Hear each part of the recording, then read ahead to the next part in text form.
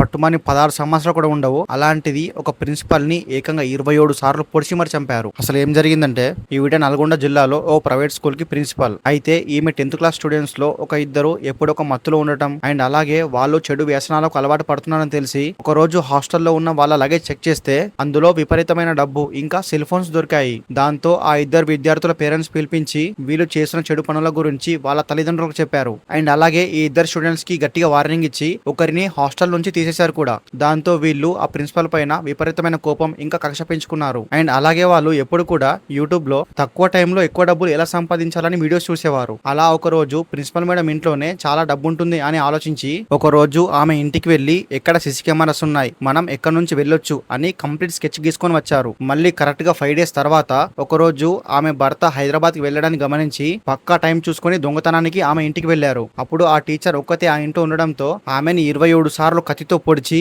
ఆమె చనిపోయిన తర్వాత ఆమె ఇంట్లో నుండి ఒక ఐఫోన్ ఇంకా 2,50,000 వరకు డబ్బు తీసుకొని గోవా పారిపోయారు. ఆ తర్వాత పోలీస్ ఇన్వెస్టిగేషన్ లో ఎందుకని ఒక ఇద్దరు స్టూడెంట్స్ ఈమె చనిపోయిన రోజు నుండి స్కూల్ కి రావట్లేదు అని అనుమానపడ్డారు. దాంతో ఆ ఇద్దరిని ట్రాక్ చేసి పట్టుకొని వాళ్ళ దగ్గర ఉన్న డబ్బుని చూస్తే ఆ డబ్బులకి మొత్తం రక్తపు మరకలున్నాయి. అప్పుడు అర్థమైంది ఈ మర్డర్ చేసింది వాళ్ళే అని. ఏంటోరా బాబు, మరి 10th క్లాస్ స్టూడెంట్స్ ఇంత క్రిమినల్ గా ఆలోచించారంటే సో షాకింగ్ గా ఉంది. అది కూడా పర్ఫెక్ట్ గా స్కెచ్ గీసి మరి.